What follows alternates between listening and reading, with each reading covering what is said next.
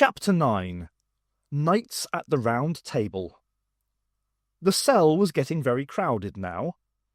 Fitz, the triplets, 3 new arrivals, a robot and a corpse, as well as the quite chunky memory machine. The kid that Anji had dragged along, Zernik, was obviously terrified of the triplets.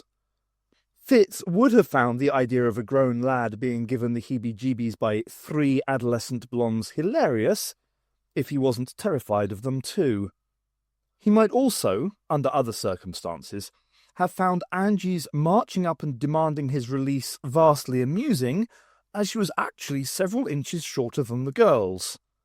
It must be a bummer to be so short. Maybe that was why Anji shouted so much.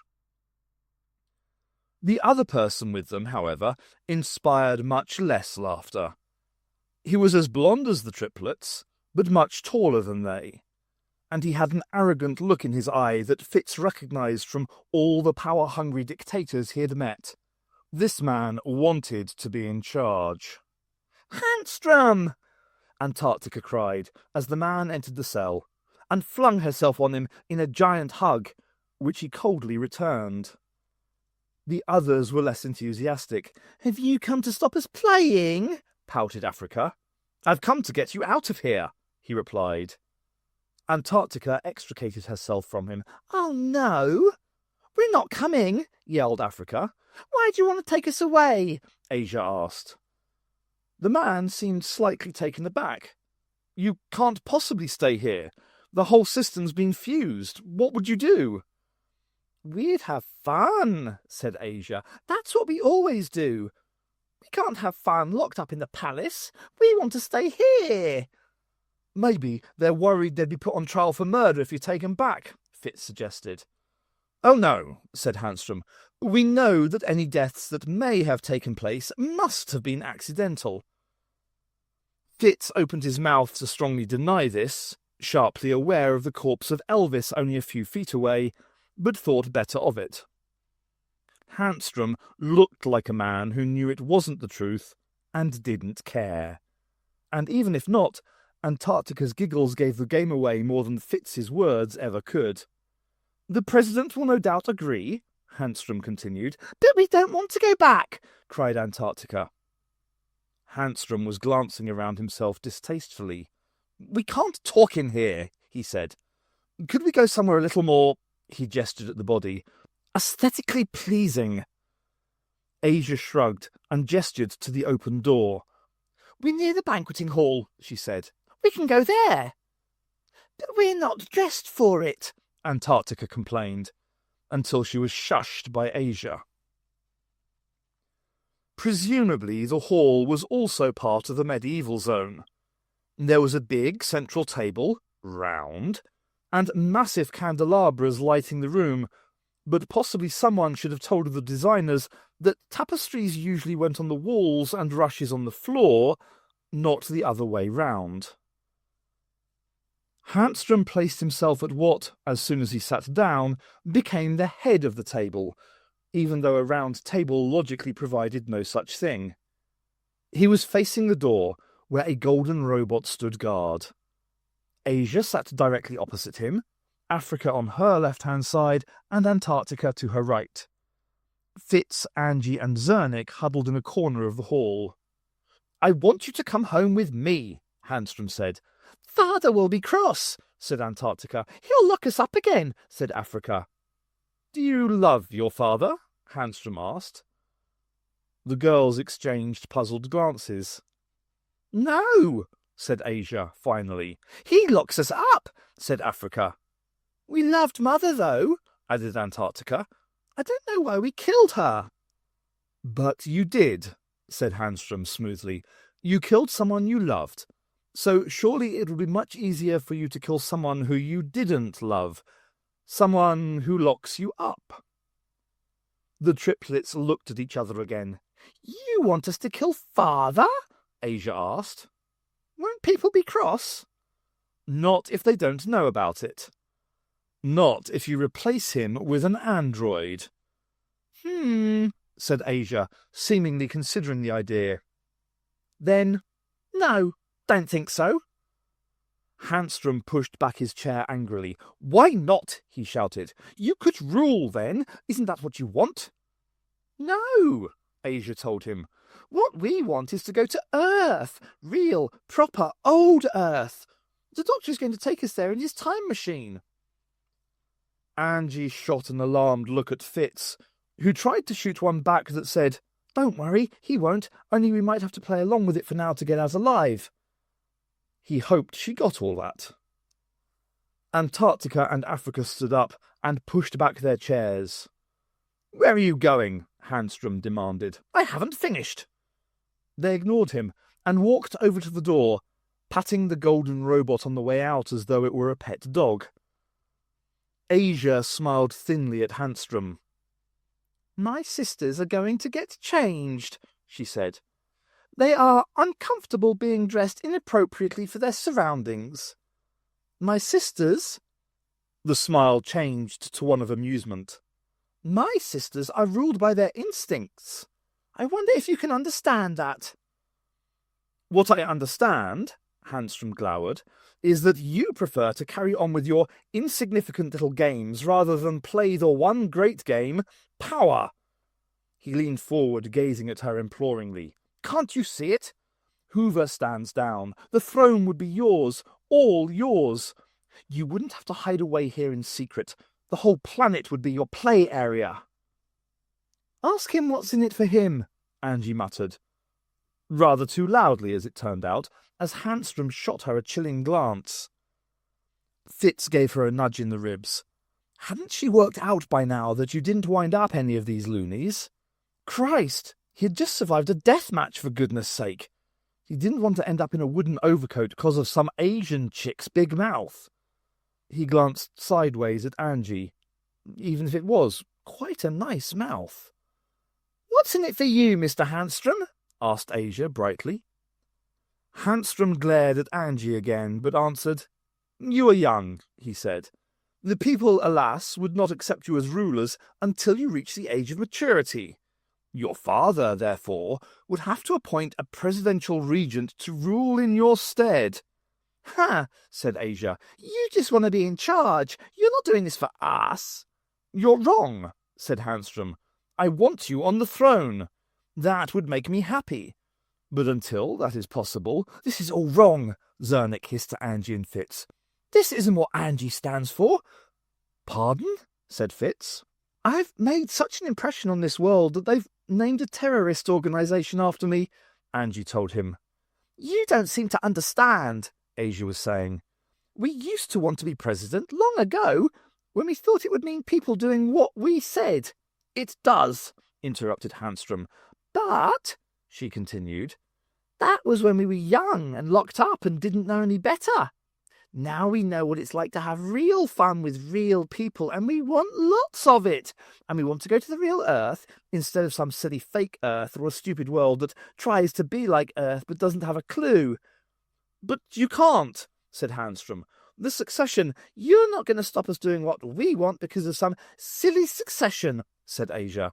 "We won't let you. We don't care about this planet. We only care about Earth." The door creaked open.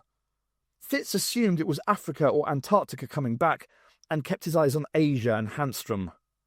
Mistake. There was a chink of metal. Asia suddenly screamed. Full hands to the head, feet apart job. Fitz turned to see a massive knight in full plate mail standing over him, broadsword held threateningly in one hand. He yelped and began to scuttle away, unfortunately falling backwards over Anji and Zernik as they tried to move in different directions.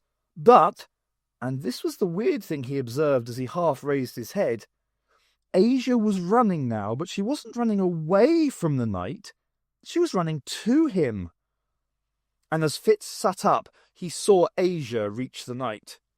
She clung to his arm. "Oh, Sir Lancelot!" she cried. "This evil man was trying to keep me prisoner." She pointed at Handstrom, who was getting to his feet and looking thoroughly bewildered. "I am so scared of him. Please take him away and lock him up or kill him or something." The knight strode forward towards Handstrom. He spoke, his voice deep and musical. "So, you threaten these ladies, varlet?" he said. "Get away from me!" yelled Handstrom angrily.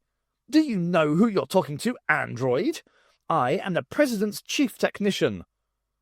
The knight laughed humorously. "Do not try to fool me with your sorcerous words, cur." "I thought none of the androids were working," Anji hissed at Fitz. "They weren't," he whispered back. How did she expect him to know what was going on?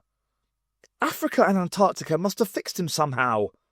Fitz jumped as another knight appeared in the doorway. "And him," he added. "Oh, and them." 3 more knights came into the room. "We know their own robots were on separate circuits," Zernik murmured. "Maybe they fitted these up too." "Then why haven't they done that before?" said Fitz. "I'm sure they would have if they could." "Maybe they didn't have any more of the circuits," suggested Anji. "So where exactly have they got them from now?" "Perhaps," that was Zernik, "perhaps they've cannibalized their working robots." As one, they turned to look at the golden humanoid in the doorway. "It's not moving," whispered Anji. "Not making a sound," said Zernik. "Run for it!" yelled Fitz, and the 3 of them were on their feet and through the door in a split second. They heard Asia's shouts from behind them. "Get them! Kill them! They're sorcerers too!" And then the clank of metal footsteps running after them as the knights started in pursuit. "They won't be able to run fast in that armour," panted Anji. "We've just got to keep outdistancing them until we find a way out." "And your plan for that is?" asked Fitz, who was wondering if taking the escape initiative had been such a wise move after all. "Just keep running!" "Here we are," beamed the doctor, gesturing behind him with a flourish. Not that he needed to point anyone in the right direction. Hoover and the 2 guards were already staring open-mouthed at the bright red double-decker bus that the doctor was standing beside. "You expect us to travel in that relic?" Hoover said, incredulously. "Yes," said the doctor, jumping on board and giving 2 sharp tugs to a bell pull. "All aboard! Any more fares, please? Any more fares?" He leaned forward and addressed one of the guards confidentially. "I've always wanted to do this." With some trepidation, Hoover and the guards climbed on board. "Room for 3 upstairs," called the doctor, adding, "You'll get a better view from up there." "No, thank you," said the president, perching gingerly on a side seat. "We're fine down here." "Fair enough," the doctor grinned, sliding himself into the driver's seat. He rubbed his hands together happily. "Suddenly, the day seems so much brighter," he said. Anji, Fitz and Zernik were outpacing the knights, but Anji was breathing heavily now, and knew she couldn't keep going for much longer, even with the benefit of Elastoplast, whereas the androids, of course, would be able to keep running indefinitely. And presumably their feet would be pain-free as well.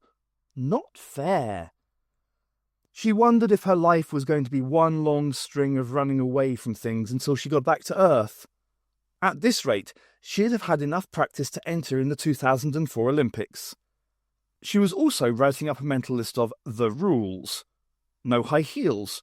Carry spare clothes, or at least a ball of string. Always make sure of an escape route.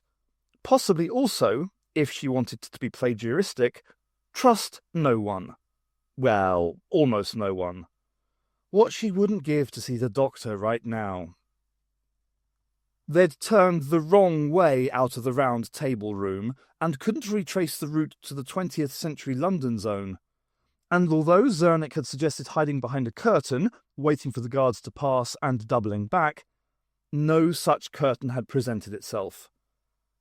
Now they'd gone up a long flight of stairs, and Anji was fairly sure they were on a ground level rather than beneath it. Surely there had to be another exit. It would be ridiculous to expect the general Earthworld tourists to enter a medieval castle by way of the backstage of a theatre. Though quite why they'd want to come here she didn't know. All it seemed to consist of was dull stone corridors, and Anji kept catching her heels in the casually scattered tapestries. Suddenly Zernik cried, "Light!" Sorry, said Fitz, patting his pockets. I dropped it earlier. Idiot. Zernik shook his head, looking a bit puzzled. No, look over there. That's not torchlight, is it?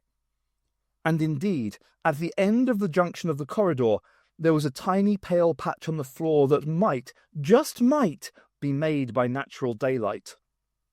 There might be a window. We can climb out, said Zernik, eyes shining. The idea gave them the impetus for a burst of speed, and they dashed down the passage. It was daylight, and it was a window. Unfortunately, it was not one that any of them could climb through, even Anji, unless she lost a considerable amount of weight and probably several limbs. Anji peered out of the narrow slot and was dismayed to see a large expanse of water directly below them. We're surrounded by a moat, she said. Even if we find a window we can squeeze through. Fitz interrupted her. Well, there must be a door somewhere. People have to come in and out. There'll be, a drawbridge kind of thing. She nodded. He was right. They just had to find it. At least we're at the outside wall, she said. Theoretically, all we have to do is follow it around and we'll come to the way out eventually. And just hope we don't meet the guards coming the other way, said Fitz cheerfully. Well, would you like to stay here and wait for them to catch up with us instead? She asked calmly, and not showing her frustration with him in any way. No, he said. In fact, I suggest we start moving again right now. I think I can hear them coming. Fine, she agreed, and then a loud grrr as her heel caught again and tore a large chunk out of the tapestry. What sort of idiots built this place? She said, running off again. Don't blame them for your impractical gear, said the irritating Fitz, who, she decided to point out, was wearing nothing but a pair of shiny boxers under his coat. And they were both so busy arguing as they ran that neither of them noticed as Zernik caught his foot in the torn tapestry and crashed to the floor, just as the knights rounded the corner. The Doctor was currently singing about summer holidays and doing things you've always wanted to. Hoover wasn't an appreciative audience. All he had ever wanted was to rule wisely and prove worthy of the honour bestowed upon him by Earth. And he'd lost his wife and his children, and soon he'd lose his whole planet. And who was this Doctor to make him feel so guilty about it all? But then, who was he to continue ignoring the guilt he deserved? They followed the corridor along. There were more of the slit windows on the outer side, and no more torches. But the slits let in so little light that they almost missed the wooden door. In fact, they would have missed it if Fitz hadn't been trailing his fingers along the wall. He suddenly let out a short cry and stopped dead. Anji came over to look. She tried the door, but it wouldn't open. Fitz tried too. No luck. And the knight's pounding footsteps were getting nearer and nearer. We'll have to leave it, Anji cried. No, said Fitz. Maybe we can break it down. Anji looked at the solid wood. No chance. She looked closer. There's a keyhole, she said. Well, what good's that? I haven't had a chance to send off my picklocks yet. We can look through it, she said, and bent to do so. There were only cracks of light, faintly illuminating a bit of iron grid here, a chain there. I think the drawbridge is up, she said. We'll have to lower it when we get through. If we get through, said Fitz. Anji tried to calm down and think logically. Drawbridges, as far as she knew, and assuming this future version played by the rules, could be raised and lowered only from this side of the moat, which meant that the door had been locked from this side too. So, unless the keyholder was still in the gap between this door and the drawbridge, which seemed unlikely, the key was somewhere on their side of the door. Assuming one of the triplets hadn't nipped up to lock them in, which was possible, then one of the castle's inhabitants may have locked the door, after the attraction closed for the night, out of habit, just like she double-locked her front door before bed and hung the key on a hook next to it. She began to feel her way around the doorframe. Just a chance, but yes! Her fingers grasped a hook, and on it hung a large key. She grabbed the cold metal and jammed it into the keyhole, struggling to turn it as the knights rounded the corner and began to move inexorably towards them, as fast as their armour would let them. It wouldn't turn. "Zernik! Fitz!" she cried in desperation, and other hands grabbed hers, adding more weight to the key. With a screech of metal, it clicked round. They dived through the door and slammed it behind them. Then Fitz hurriedly opened it again, retrieved the key, shut the door, and locked it from their side. There was a metal thunk, which Anji presumed was an android knight thumping the door in electronic frustration. They looked around them.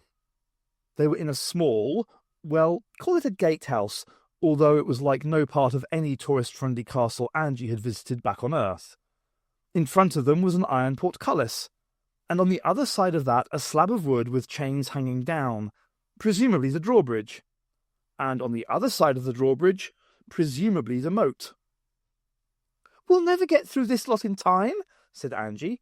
"We'll have to keep running, find our way to the exit we used before somehow." "Are you joking?" cried Fitz, rattling the portcullis. "There's a horde of killer knights gaining on us with every step. Our best bet is to hold them off in here for now. We'll have to get this metal thing up somehow." Anji glanced round to find some sort of leverage to pull up the portcullis.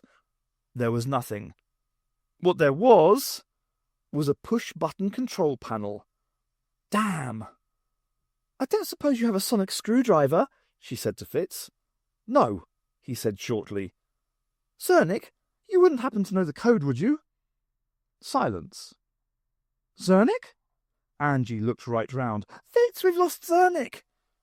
"Yes, I know," said Fitz. "He wasn't with us out in the corridor." Anji stared. "And you didn't think to mention it?"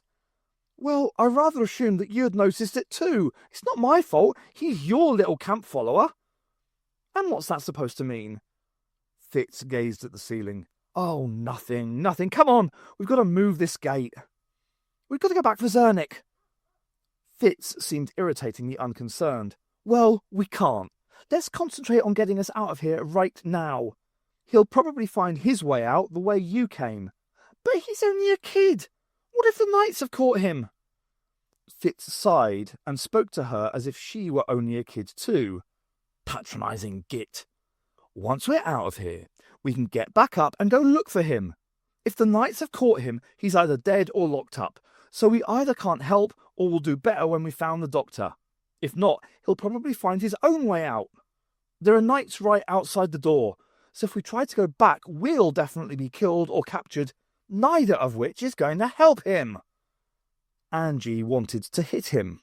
She probably would have, if he hadn't been completely right. Wasn't she supposed to be the logical one? Logic didn't seem nearly as attractive when other people used it. "There's only 10 buttons," said Fitz. "Perhaps we could work out the code." Anji's turn to be patronising. "If it were only a 2-digit code, there'd still be 10 to the power 2 possible combinations. That's 100 variations," she added, because someone who thought they could easily crack an unknown numerical combination probably wouldn't understand such technical terms. "If it's a 3-digit code, that's another 10 to the power 3. That's 1,000 combinations. And the amount of possible combinations increases exponentially with the number of digits in the sequence.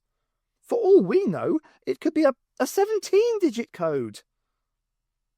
"You could have just said no," said Fitz. "What's your suggestion then?" Anji looked at the control panel. Behind the wooden door she could hear sounds like knights shouting and brandishing swords. She thought of all those possible mathematical combinations. Then she took off her left shoe and smashed the heel right into the panel. "What on earth did you do that for?" Fitz yelled. But his complaints were drowned out by the screeching of the portcullis as it slid upwards, and the creaking of the lowering drawbridge.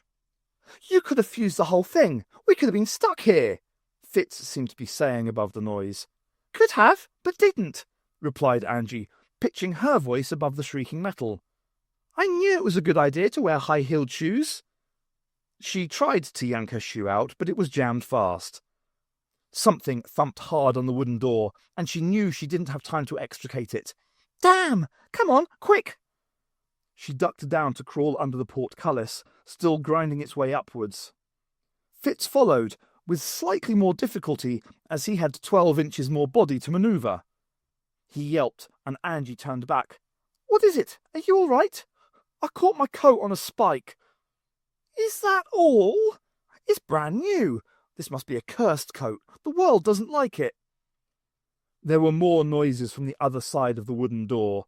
It sounded like the knights were charging it, but the drawbridge was still rasping its way down. Anji looked at the moat. It was about 20 metres across, and she really didn't fancy swimming it. Besides, having met the triplets, she was rather worried that the occasional bubble bursting on the surface might be from a shark or a shoal of piranhas. Come on, she said to Fitz, who was still extricating himself from the bottom of the portcullis, and was in danger of being carried up with it if he didn't get a move on. She began to crawl up the drawbridge, which was now at a 45-degree angle. It wasn't easy, but she figured the further away from the knight she was, the better. Fitz, finally free, began to climb after her.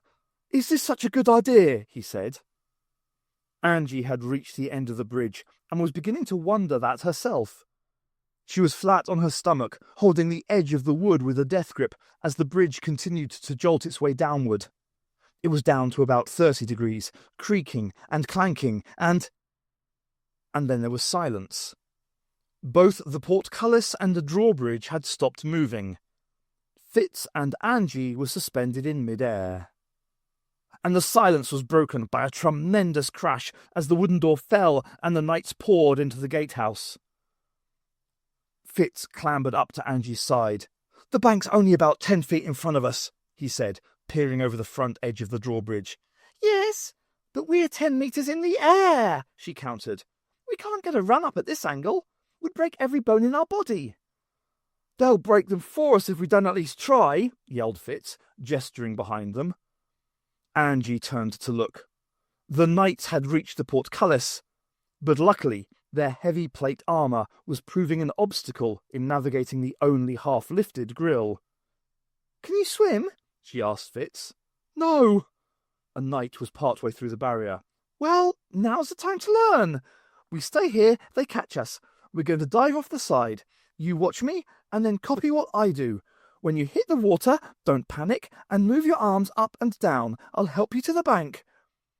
Fitz's eyes were wide open in horror, but Anji decided she'd better not mention her shark-piranha theory.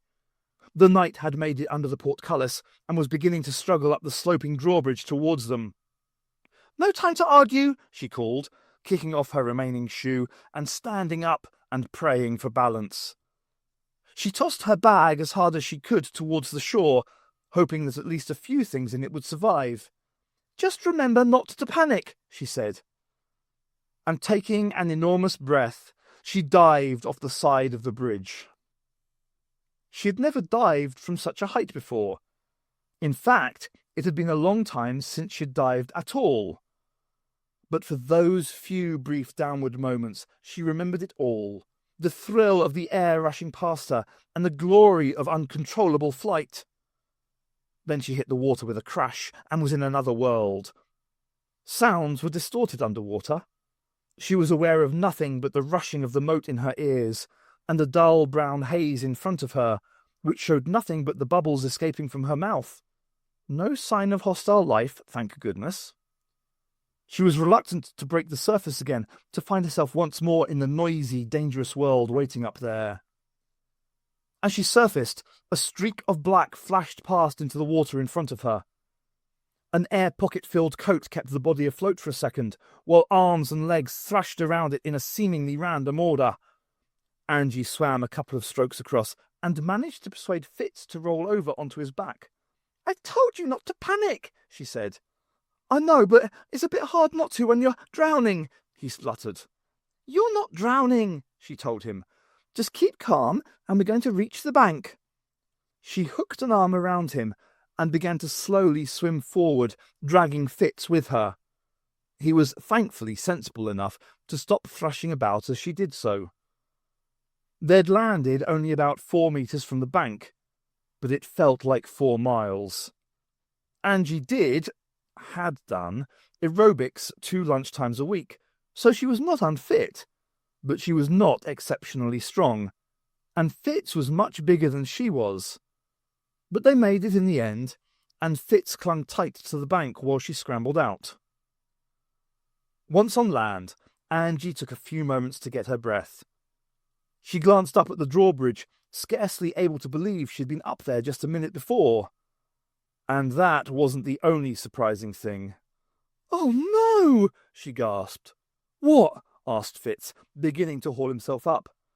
"The knight! It's reached the end of the drawbridge. It's going to jump. It can't. It's an android."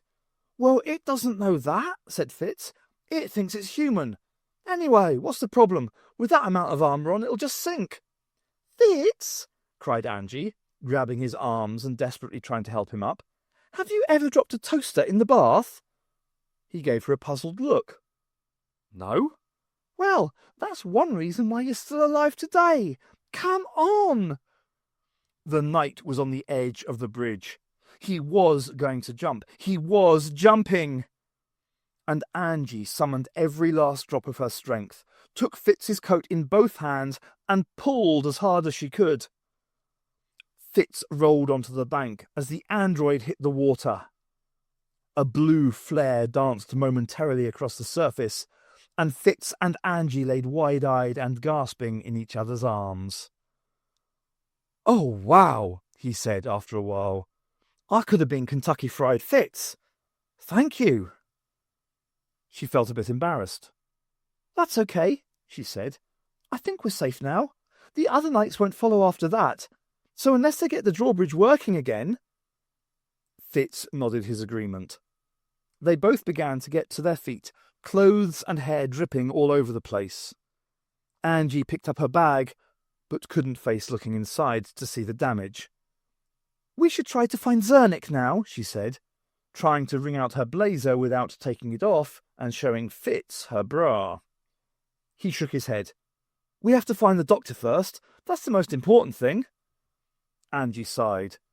"I don't know if I can walk all the way back like this, soaking wet and no shoes." But Fitz wasn't looking at her. He was gazing over her shoulder as if all his dreams had come true at once. Anji spun round to see what he was looking at. "We could walk," said Fitz, "or we could just hitch a ride on that bus." Anji wanted to cheer. A huge red double-decker bus was trundling over the grass towards them. It was one of the old type, open-topped, and with that entrance at the back where people jumped on in movies. And leaning out of the driver's window, making cheerful, "Hello, come and get on the bus" gestures, while presumably steering one-handedly, was none other than the doctor himself. "I think the doctor's been taking lessons from an old friend," Fitz grinned. Anji looked quizzical. "Oh, we used to know a bus driver," he said. "But I bet the doctor's forgotten her. Come on, let's get on board." And they jogged to meet the bus as fast as their sodden clothes would allow. The doctor had stopped the bus and given both Fitz and Anji a huge hug, seemingly oblivious to their wet and muddy state. Anji was shivering now, but it somehow warmed her inside to see just how pleased the doctor was to see them again. He helped Anji to take her blazer off. Somehow it didn't matter that the doctor was seeing her like that. He seemed to count in her head as another girl, and gave her his velvet coat to replace it. She huddled inside the soft green fabric, pulling it tight around herself as she could. Pulling it as tight around herself as she could. He then looked around to try to find something new for Fitz to wear, but Fitz said he'd decided now that his coat was lucky, and he'd like to keep it on for now, thank you, however wet it was. "We'll go back to the main centre and find some dry clothes for both of you," the doctor said. "But we have to go back in there," said Anji, gesturing at the castle outside the window. "Zernik's still in there." "And my daughters," said a man's voice. "Are they in there too?" "Who are you?" Anji asked, turning to see a dark-haired, dark-eyed man in a seriously tacky gold jumpsuit. "Oh no, don't tell me. You're the president of New Jupiter." "I am," the man said, frowning. "Well, I can only assume you've never read the works of Dr. Benjamin Spock," said Anji, adding, in case Fitz was about to say anything, "and no, that's not the guy from Star Trek, or indeed anything else on responsible parenting. Did you know that your children are in there terrorizing people?" "Anji, Anji, Anji," said the doctor, interrupting. "I don't think this is the time or place. Mr. Hoover is terribly sorry his daughters keep killing people, and he's going to try to do something about it. Now," he continued, giving Anji a look that made her swallow the biting put-down she was about to come out with, "I still think we should go back to the main centre. You can tell us what's been going on, and we can work out a plan of campaign. Agreed?" "Agreed," said Anji, resigned. She pressed herself as far as she could go into the corner of her bus seat, trying to conserve warmth, and settled back for a bumpy ride. Back at the main centre, the doctor had sent the president and his guards off to look for clean clothes for Anji and Fitz. Anji noted with interest how the president seemed to meekly obey the doctor. She saw the guards exchanging looks as well. Then the doctor sat his companions down and listened to their stories. It was a while before Hoover and the guards returned, but that was just as well because Fitz and Anji had a lot to tell. The doctor occasionally interrupted to ask for more details, or to say a sympathetic word or two, but more or less let them get on with it. When they could think of nothing more to add, he just nodded his head and sat there in silence, obviously pondering it all. Anji was keeping her fingers crossed for a miracle solution. She really, really wanted to leave. Hoover and the guards dumped armfuls of clothes in front of them. "Costumes for those androids," one of the guards said, vaguely indicating the direction from which they'd come. Anji shuffled over to the pile, still shivering. She was not particularly amused at what she found. Fitz held up a leopard print bikini in a suggestive way, but she ignored him. Not only were there no 20th century type clothes in the heap, very little of what there was seemed to be made for someone of her petite stature. In the end, she opted for a medieval gown of crimson velvet with dropped waist and huge sleeves that almost covered her hands. There was a pair of soft moccasins that just about fitted her too. They wouldn't stand up to much hard wear, but boy, would she appreciate them. From now on, she was never, ever going to venture out of the TARDIS in anything but trainers. She peeled the soggy, muddy plasters off her feet and applied clean dressings, then slipped the shoes on. Bliss. Sheer bliss. And then she realised that she'd been thinking in terms of future TARDIS trips, not just going straight home, which worried her a bit.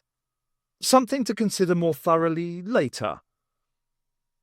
When she'd finished changing, she joined the others again, and found Fitz had also gone for a medieval theme, complete with doublet and hose. He was still holding on tight to his lucky coat, though. Reminded by that, Anji returned the doctor's own coat. He thanked her with a smile. "Now, the problem is," the doctor said, "that we're not going to be able to get anywhere near the triplets if they're guarded by Sir Lancelot." "Lancelot," corrected Hoover. "Sir Lancelot, and all the Knights of the Round Table, all those who didn't decide to try their luck at swimming, that is. But we need to get in there, to rescue Zernik," he nodded to Anji, "and to apprehend Handstrom before he takes over the planet, and so the President here can attempt to make amends with his children. I fear the last may be a task too far." He glanced sadly at Hoover. "But that doesn't stop us trying." "Can't you just disable all the androids again somehow?" Anji asked. The doctor shook his head.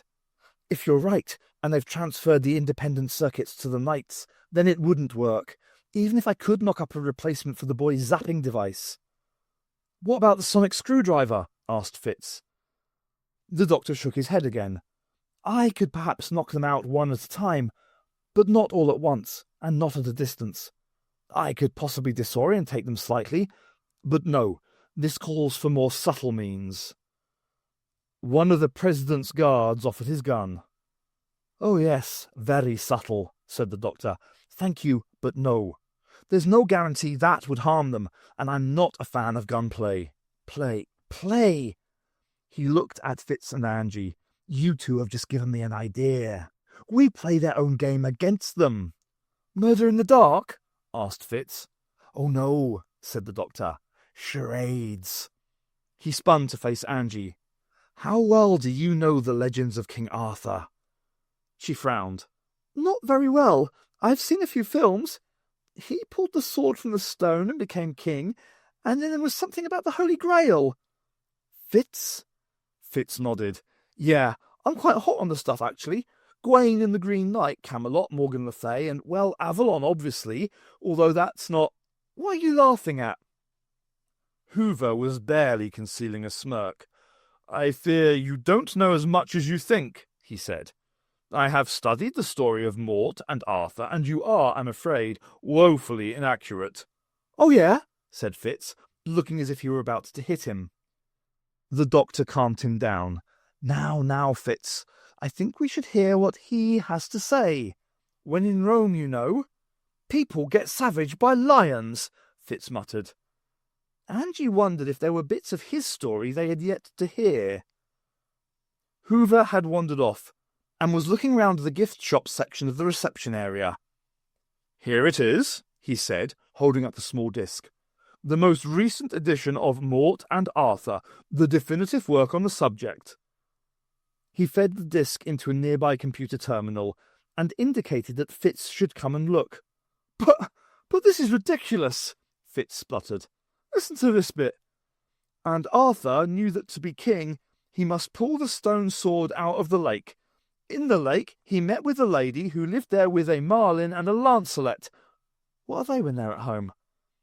"The marlin is a large earth sea fish," said the doctor.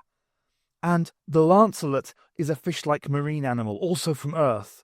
"Sounds a bit fishy," said Fitz, continuing. "And this bit. The magical marlin transformed himself and his friend, the lancelet, into humans so they could protect the king from the evil Mort." He looked up from the screen. "This is just rubbish. It bears no relation to reality." "And what exactly makes you think the stories you know bear any resemblance to Arthurian reality?" said the doctor. "Well," began Fitz, but the doctor carried on. "This is important," he said, "because these are the legends that have been filtered through to today, and so that's how Lancelot and the others will be programmed. Now, read on, Fitz, please." "Well, Arthur was married to Guinevere. It's spelt Guinevere, but at least the name's the same. And she betrayed him with the human Lancelot, who had fought Arthur on the bridge over the lake and became his chief knight. They went on a quest for the Holy Grail, a tentacled monster that would reveal to them good holy facts and bad holy facts. This is ridiculous! And the king had 3 evil sisters, Morgan, Lee, and Fay. I don't believe this!" "3 sisters, said the doctor, interested. "How very, very convenient. But the big question is, how many of these characters are already represented by androids? Any ideas?" Everyone shook their head. "The guidebook?" Anji suggested. "Good idea!" The doctor pulled the book out of his pocket and flicked through the pages. Anji couldn't believe he read that fast, but apparently he did. "Medieval banquets with Arthur and the Knights of the Round Table." "You didn't see an Arthur android, did you, though?" "No? I'm not surprised. The girls would only have reprogrammed the androids they could easily control, and you can't order a king around. He's probably safely tucked away in his box or whatever. Now, let's see. Lancelot, Haywain. I think I've seen his portrait by Constable. Galahad, Purposeful. Isn't he one of the 7 dwarves? Bedivere. Good. No mention of Guinevere at all. Right, Anji." The doctor turned to her, and he was looking very serious. "I'm going to ask you to do something that's going to be very difficult for you. But I would ask you to think carefully about it, because it could be our best chance." Anji half smiled. "I think I can guess. You know, People have often told me I bear a startling resemblance to Vanessa Redgrave. Fitz gaped at her. Anji was going to direct them to the entrance through the Alhambra Theatre. The Doctor had tried to persuade Hoover and the guards to remain in the centre, but they had insisted on coming too. The Doctor had told them they had to stay in the bus, though. "Now, you know what you're doing?" the Doctor asked Anji anxiously. She nodded. "I'll be fine." He handed her his sonic screwdriver. "And you remember how to work this. Bamboozlement frequency 47, twist and point. And you've got the communicator." She patted a pocket. He grinned. "Atta girl." "Well, wish me luck." "Good luck," said the Doctor, echoed by Fitz. "And remember, we'll be right behind you." There were frozen android rats along the passageway. The flickering torchlight had made them look alive at first. Anji kicked one. It made her feel a bit better. Deep breath. Don't think of this as walking into a life-or-death situation. Think of it more as amateur dramatics. Pretending to be someone else. It was what Dave had done for a living. Not a very good living, admittedly, but she had never got the hang of it, though. She needed all her energy and concentration to make a success of being herself. But now she had to do this. "Darling," she thought, offering up words as if he could hear, "it's not cheating on your memory when he's an android and I'm only pretending. Is it?" Deep breath, ready to take the stage. She stood up straight and opened the door. There was a knight in the corridor beyond. "Halt," he cried, raising his sword and moving towards her. "Frequency 47, twist and point," gabbled Anji, waving the sonic screwdriver at him. The knight stopped, frowned, and shook his head. "Knight, how dare you speak to your queen like that? It is I, Guinevere. Now take me to Sir Lancelot. Take me to Sir Lancelot." The knight shook his head bemusedly again. Anji lowered the sonic screwdriver and put it in her kirtle pocket. "Knight, did you hear me?" The knight fell to one knee. "Please forgive me, my lady. I know not why I spoke so." "Well," said Anji, then decided not to push her luck. "You're forgiven," she said. "So—" "I shall take you to Sir Lancelot this instant, my lady," the knight declared, jumping to his feet. So Anji followed him down the stone corridor. It turned out that Lancelot was still in the round table room with the triplets. There was no sign of Handstrom or Zernick. One of the girls, the one in the blue dress, leapt to her feet when she saw Anji. "What are you doing?" she screeched at Anji's accompanying knight. "You were supposed to have killed her!" As the knight looked puzzled, Lancelot jumped to his feet and unsheathed his sword. "Never fear, my ladies. I shall rid you of this sorceress." Anji crossed her fingers and pulled out the sonic screwdriver again. This time she was more careful. This was the big one, the one that counted. Frequency 47, twist and point. Sir Lancelot staggered backwards. I... "My love," said Anji, trying not to think about what she was saying, because she didn't mean it, but because it was still difficult. "It is I, Guinevere. I have come to rescue you from the dread enchantment placed upon you by these enchantresses, Morgan, Lee, and Fay." "Don't listen to her," yelled the blue dress. "She's not Guinevere. There isn't a Guinevere. We never made one. She's the enchantress." But Lancelot was looking at Anji. "Guinevere, my love." He sheathed his sword and scooped Anji up in his arms. "Stop it, the king might see us," hissed Anji desperately. She couldn't bear to be embraced by another man, even if he was made of plastic. Luckily, there was a fictional justification for that. "The king is away, my lady." He smiled at her encouragingly. Anji wondered if that was in his programming. According to the Doctor's guidebook, there was a King Arthur android around here. It was just that the triplets probably hadn't resurrected him. So Sir Knight here had to be trying to pull a fast one. Adulterous androids. Now there was a thing. She briefly wondered if, for example, her kettle had a bit on the side with her toaster when the percolator was switched off, something like that. She'd never look at her appliances the same way again, if, of course, she ever got to see them again, full stop. The blue-robed triplet had come over and was pulling on Lancelot's arm. "She's enchanted you, can't you see it? She's cast a spell on you. She's evil. What are you doing?" This last was squeaked at Anji, who was waving the sonic screwdriver at Lancelot again. "They're the evil ones," Anji insisted. "They're Morgan, Lee, and Fay. Lancelot, darling," she added with difficulty, taking his other arm herself, "you have to believe me." "I would never doubt you, sweet lady of my heart," he declared, and called out, "Knights, to me!" The girl in the blue dress seemed to have realized she wasn't winning.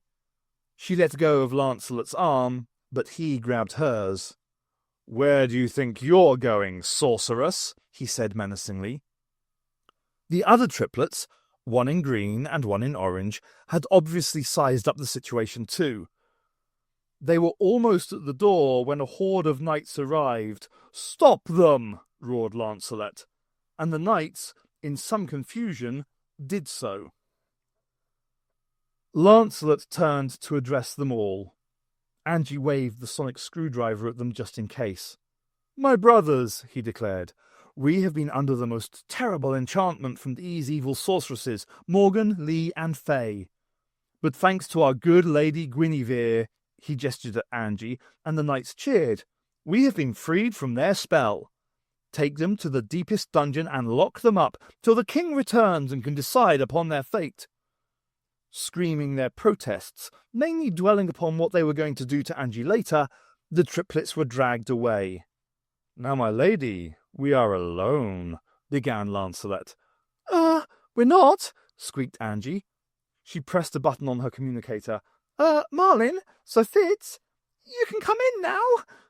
"Marlin is here?" said Lancelot, sounding astonished. "I knew not that he was expected. And who is Sir Fitz?"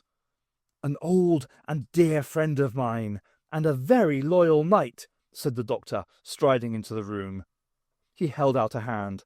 "Lancelot! Wonderful to see you." Lancelot held out his hand, looking confused. "Marlin?" "Yes, Lancelot, it's me." He turned to Anji. "My lady Guinevere," he said, bending low over her hand. For some reason, Anji felt herself blushing. "Now," said the doctor, straightening up, "I understand you have the traitor Sir Mort here, Lancelot." "We do?" said Lancelot. "Oh, yes," said Anji. "Tall, blonde, pompous guy? Poncy green robes?" "Oh, indeed, I remember the knave," said Lancelot. Anji could almost have felt sorry for him, seeing the puzzled look on his face. But he wasn't really feeling anything, she knew. No more than her toaster or her kettle or her percolator could feel anything. "We locked him up some hours since. I had not an idea in the world that he was the dastardly Mort." "The sorceress's spell confused you," said Anji soothingly. "But you did the right thing in locking him up." "He wasn't the only person you locked up, though, was he?" said the doctor. "There was another, a young lad." "Indeed," said Lancelot, "there was such a lad." "Is he all right?" cried Anji. "You didn't kill him or anything?" The knight shook his head, and Anji gave a sigh of relief. "No, my lady. The sorceresses," he shuddered, "had ordered he and the other criminals—" He gave Anji a puzzled look then, and she hastily flashed him an encouraging smile, "to be killed. But the boy was unharmed and had fallen. It would not have been chivalrous to kill him thus. He was therefore placed in the dungeons." The doctor nodded. I see. Well, the thing is, that young lad was my squire," completed Fitz, jumping in. "My squire, young Zernick. Your locking him up was all part of that spell thing. So if you could just let him go—" "Assuredly, good Sir Fitz," agreed Lancelot, nodding his head in a curt bow. "I will send a knight to release him this very instant." He went to the doorway and called out, "Bedivere!" The doctor gave Fitz a hurried thumbs up. Good thinking, Fitz. And Anji, well done. Yeah, said Fitz. Yeah, Fitz said, grinning. Looks like you did all right. And then Lancelot was back with them, and they had to talk of courtly subjects again. The first thing Zernick did when he was led in was to rush over to Anji and hug her. Thank you, he said. Thank you so much. Anji automatically gave him a quick hug back, and then pushed him away as Lancelot was giving them a very suspicious look. It is wonderful to see you too, Squire Zernick, she said, shooting him an apologetic look. Your master, Sir Fitz here, she indicated Fitz, in case Zernick had forgotten who he was, has been most concerned. However, thanks to the magics of the good Merlin, and here she pointed at the doctor, the enchantments of the three evil sisters, Morganly and Fay, have been broken, and they and the traitorous Sir Mort, she raised her eyebrows, hoping he was getting all this, have been locked in the dungeons by my most loyal knights. Zernick mouthed the silent, "Oh," and raised his eyebrows in return. He seemed to be trying to tell her something, ask her something. Had she got a bit of mud on her face or something? Oh. Yes, I, your Queen Guinevere, tell you these things. He smiled and nodded. Thank you, your majesty. Anji turned to Lancelot. Now, I must ask you to leave us, good sir knight. Marlin and I have important matters to discuss with Sir Fitz. Lancelot frowned. My lady? Anji put her hands on her hips. Who's queen? She asked. Actually, said the doctor, interrupting, if I might just ask a favour of Sir Lancelot. Oh, yes, said Anji, relieved that he was taking charge. Of course you may. Lancelot, would you round up all the knights and assemble them here in, say, 5 minutes? Lancelot was still frowning, but gave the doctor a short bow. As you wish, he said, and left. Anji collapsed into a chair. I did it, she said. I don't believe I did it. Can we go home now, please? The doctor sat down on the next chair and put an arm around her. I am so very proud of you, Anji, he said. So very proud. I know it can't have been easy. Anji thought back to Lancelot's arms around her and shuddered. No, she said. It wasn't. 2. Cybertron@xprof.net. From Anji Kapoor at mwfutures.co.uk. Date 15/2/01/10/07. Subject faithfulness. Dear Dave, did you know I was never once unfaithful to you? I never even drunkenly kissed another man at the office Christmas party.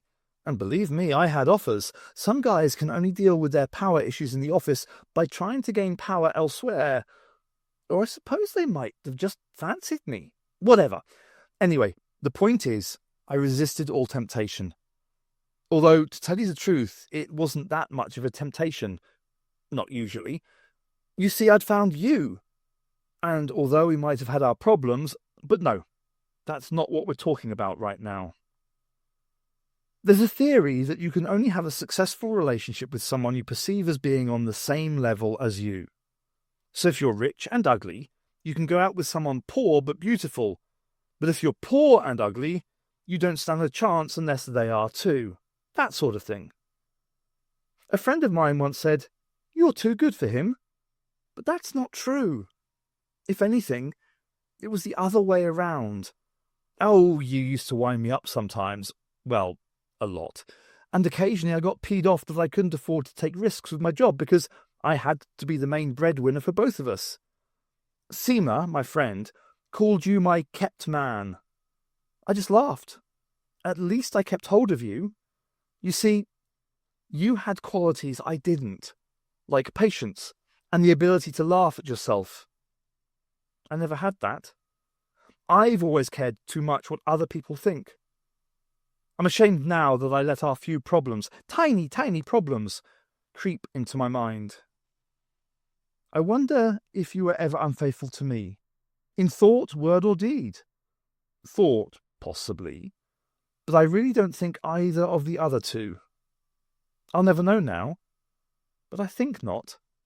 I think you really loved me, and I didn't deserve it.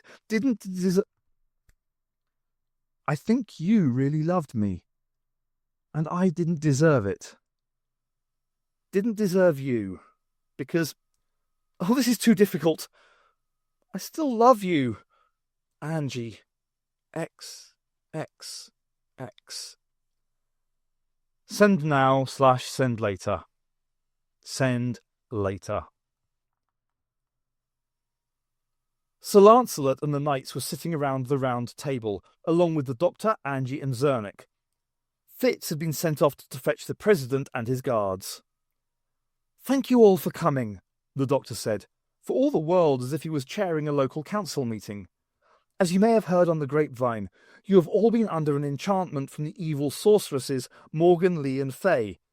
Thanks to the gallant Sir Lancelot, they are now under lock and key, along with the treacherous knight Sir Mort. And with my powerful magics, and the help of Queen Guinevere, the enchantment has been lifted. Brave Sir Fitz, the Knight of the Archway, has gone to fetch your king from the place where he was trapped by his wicked sisters. I should warn you that there may still be some residual traces of the spell they cast on him, making his countenance seem strange to you if you happen to bump into him. Now, is there anything I've forgotten, my lady?" he said, turning to Anji. "Not at all, Marlin," she smiled. "I think that explains everything perfectly adequately." The doctor smiled back and turned to the knights again. "The king will, of course, wish to interview all the prisoners himself, but myself and Sir Fitz will be adequate protection. You are free to leave us now. Thank you." He stood up, signalling that the meeting was at an end. The knights stood up too, and all left the room, except Lancelot. "You may go now, good Sir Knight," said the doctor. "With the deepest respect, O Marlin," said Lancelot, obviously not meaning it at all, "I do not take my orders from you. I take them only from my liege. I will await his instructions." "I assure you I speak with his authority," insisted the doctor. Lancelot shook his head. "I do not doubt your word. Yet I would hear it from the king himself." The doctor looked flustered. "Sir Lancelot!" Anji rose to her feet. "Sir Lancelot!" she echoed. He turned to her. "I would not presume to give you an order, Sir Knight, but instead I ask you to grant me this request, that you will leave me to greet my husband alone." Lancelot stared at her, a hurt puppy dog look that he was trying not to show. These things seemed so human. Finally he nodded. He moved over to Anji and took her hand. "As my lady requests," he said, kissing it. He nodded again. "Marlin, Squire Zernick?" He turned back to Anji and looked her straight in the eye. There was pain there. She knew it. Then with no more words, he left the room. "Phew!" Anji sank down on a chair. "Well done, Anji," said the doctor. "Very quick thinking. We can hardly get on with what we have to do with a load of knights looking over our shoulders." "The thing is," said Anji slowly, "I'd swear he was really feeling things. He looked so hurt. How can something that's not a person react like that?" "He's not real, Anji," said the doctor. "The positronic brain is a wonderful thing, a simulation of life." "So?" said Anji, thinking about this. "There's no way of telling if a person is real or not?" "Well, there are hints, suggestions, the amount they blink, that sort of thing." "But you can't tell from their reactions the way they act?" "At this level of sophistication, not usually, no. Especially if they think they're alive. They can't tell any differently." "But surely that means—" But just then, Fitz arrived with the president. The triplets had been locked up in the same cell they'd put Fitz in. They didn't seem that bothered. They'd lit candles all round, and sat up Elvis's corpse in a corner with its finger up its nose. Asia was wearing the headphones from the memory machine, and the other two girls were gathered round it, watching its screen and eating sweets. They didn't even glance up as the Doctor and Fitz looked through the door grill. The Doctor gestured at Hoover and his guards to stay outside, and unlocked the door. He walked in. "Hello," he said. Asia looked up. "Hello? You're the Doctor," she said. She gestured at the memory machine. "We've watched some of your adventures." Fitz, standing in the doorway, tried desperately to catch her eye and give her a pleading, "Don't tell him anything, look." "That's right, I'm the Doctor. We've actually had quite a long chat together, you and I, but you wouldn't remember because you were electronic at the time." She thought about that for a second. "You met some of our androids." "The ones back at the palace. Your substitutes. They were very good. You must be very clever at making things." "Don't speak to us as if we were a child," she said, pouting at him. "I'm sorry," he said. "The thing is, I brought your father to see you." The other two looked up now, frowning. "Father never comes to see us," said Africa. "He doesn't care about us," sighed Antarctica. "Not since Mother died."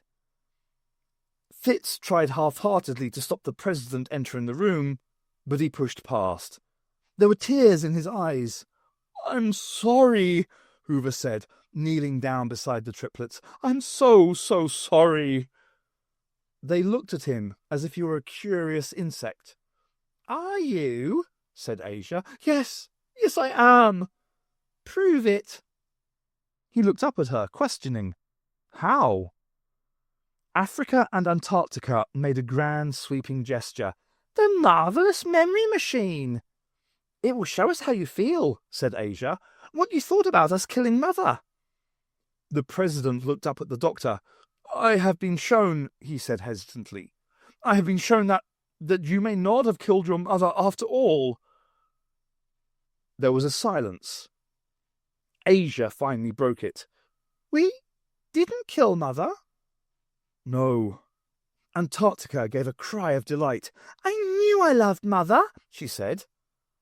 Africa was scowling, but looking slightly disconcerted. "But I like killing," she said. "I thought killing was what we did." Hoover spoke to the Doctor. "I'd like Handstrom to be here for this," he said. "I know he's betrayed me now, but if he understands this too, well, it might change things." The Doctor gave Hoover a peculiar look, a sort of, "You really don't get it, do you?"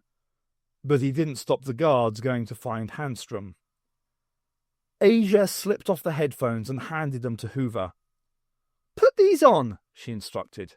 He did so. Fitz had the feeling that the president's willpower and sanity were swinging back and forth, mostly back. "It won't hurt much," Antarctica said. "It doesn't hurt at all," said Fitz, trying to be reassuring.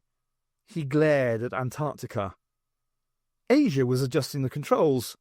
"Are you sitting comfortably?" she asked her sisters, who nodded eagerly. The machine began to hum. At that moment, the two guards brought in Handstrom. He was looking wretched, as if he'd been in the cells a month rather than an hour or so. "What's going on?" he asked hoarsely. "The triplets are reading their father's memories and emotions," the Doctor said. "They're discovering that he doesn't think they killed their mother after all." Handstrom took a step back. "He doesn't?" "No, he doesn't. But he hasn't worked out what really happened yet. I don't expect he ever will. His mind's not equipped to figure out treachery. He always goes for the easiest answer." Handstrom was looking worriedly at the president. Hoover had taken off the headphones now, and the three girls were surrounding him. Africa offered him the bag of sweets, and he took a toffee, thanking her. "You really don't think we did it?" said Asia, wonderingly. "You want us to forgive you," said Africa. "And you think that even if we had done it, you shouldn't have blamed us, but tried to help us," said Asia. "But now you're going a bit mad," added Antarctica. Hoover nodded to all of it. "We can go back to the palace now," he said. "Try to be a family. Make up for lost time." Send out a mass apology to everyone they've murdered, murmured Fitz. But the triplets were shaking their heads. We're not going back to the palace, said Asia. We don't want to stay on stupid old New Jupiter, Antarctica added. We're going to Earth in the TARDIS with the Doctor and Fitzfortune. The Doctor laughed. I'm sorry, that's just not possible. Fitzfortune promised. I did not, said Fitz. We offered you your heart's desire. Yeah, and I said no. What's your heart's desire, Fitz? Inquired the Doctor interestedly. Oh, nothing important, said Fitz. The point is, I didn't agree to anything of the sort. There wouldn't be much point. You've obviously forgotten how to control the TARDIS anyway. The Doctor shot an awkward look at Anji, but she wasn't paying attention. You can give anyone their heart's desire with that, she was asking Asia. With the right data, we can do anything, the girl said. The Doctor jumped forward and grabbed Anji by the shoulders. Don't be tempted, he said. Oh yes, they could make you a copy of Dave, but you'd always know he wasn't the real thing. And in the end, it'd make the pain much, much worse. Anji turned to him, blank-faced. I wasn't thinking of Dave, she said. I was thinking of you. You want a copy of the Doctor? Asked Fitz, incredulous. Surely one was quite enough for anyone. She shook her head dismissively, turning back to Asia. If you can copy someone's memories, well, how deep can you go? Depends, said Asia. We can take surface prints from anyone. Easy peasy, put in Antarctica. What they're thinking about at the time, what's happened recently, anything that's near the top, no problem. Deep stuff, well, you have to probe about a bit. And it's much easier for people to resist that, so they've got to agree, really, like we did. All our androids were deep copies. What about things the person's forgotten because of some kind of amnesia?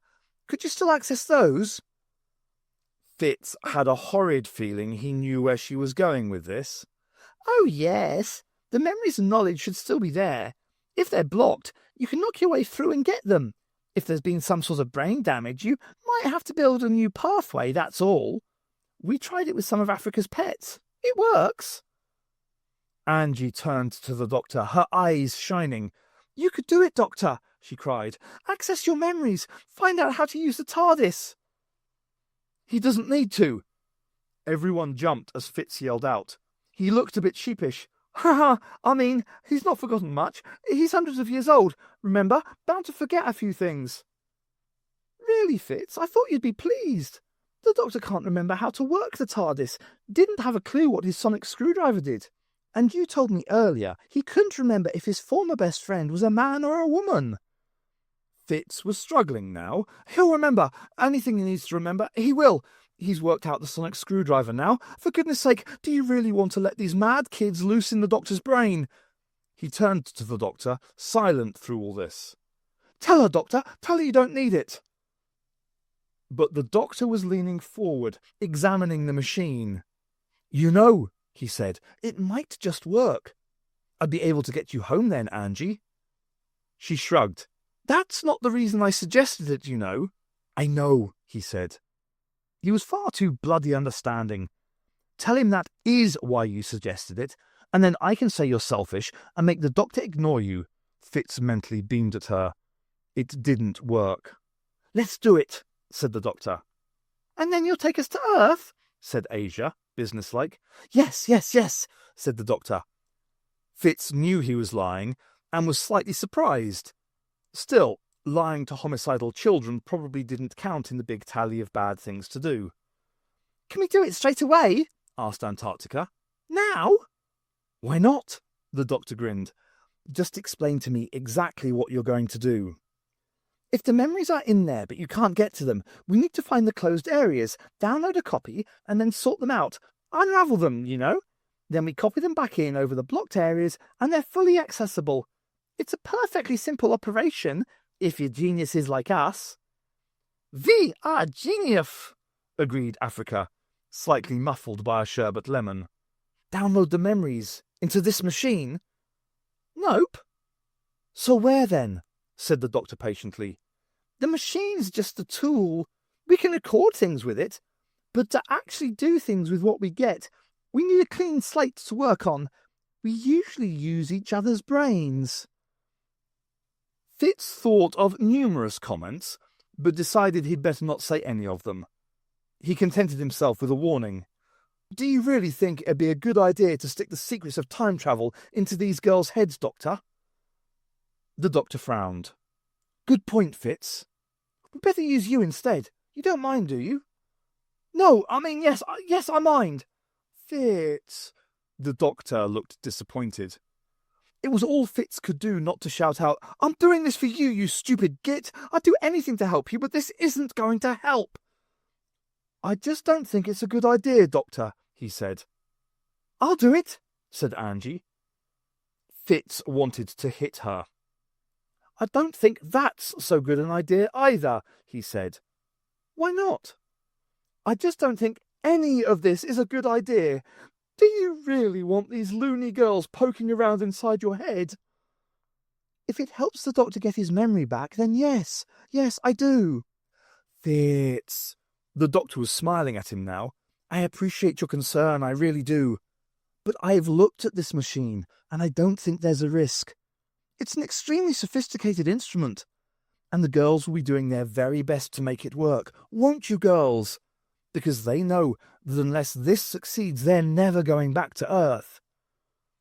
And Fitz realised that, however hard the Doctor had been trying to hide his frustration at his loss of memory, it was there all right. The Doctor wanted this more than anything else in the universe, and Fitz wasn't going to be able to stop him.